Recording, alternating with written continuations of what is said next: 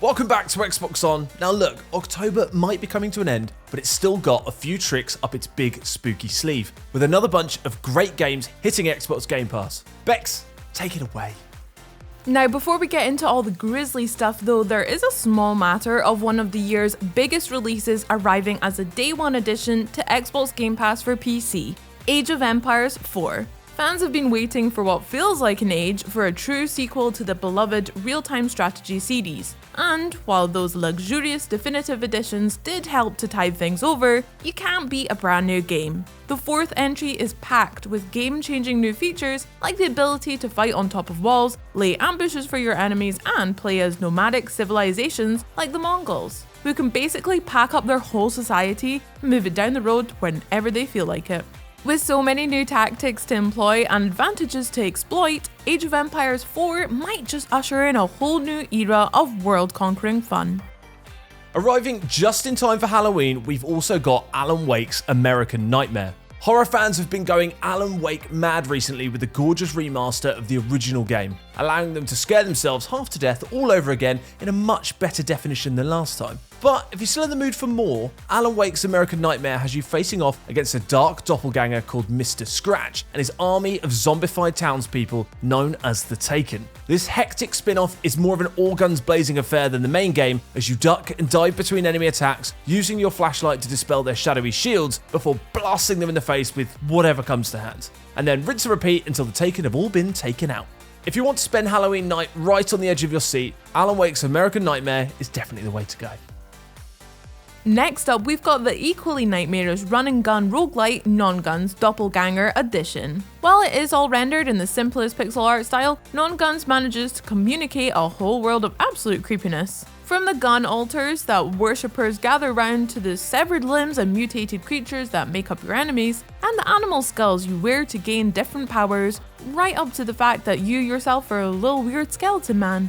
It's all just deeply unsettling if you stop to think about it. Fortunately, Non-Guns doesn't ask you to think, it just asks you to shoot.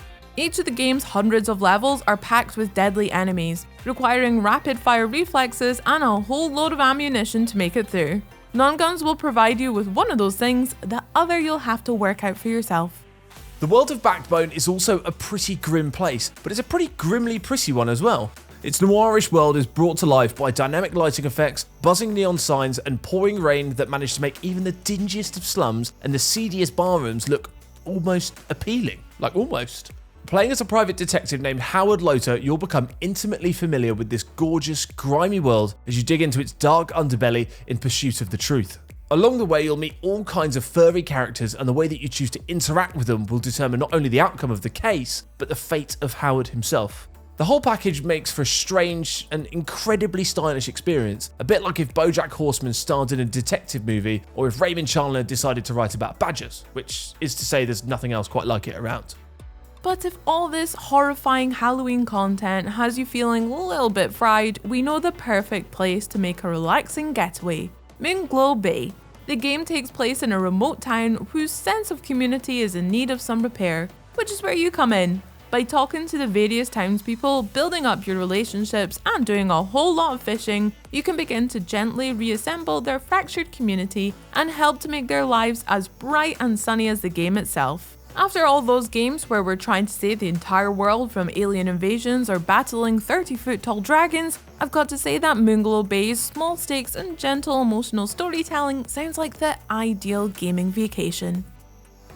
Next up, the Humble Games love affair continues with another awesome indie game. If you're a fan of arcade-style flight games like the Ace Combat series, then you'd better get yourself down to the airport with a handmade sign that says Project Wingman on it and really hold it up. Humble's aerial combat extravaganza has you taking to the skies as a hotshot pilot named Monarch, who's doing their best to navigate a war-torn future world.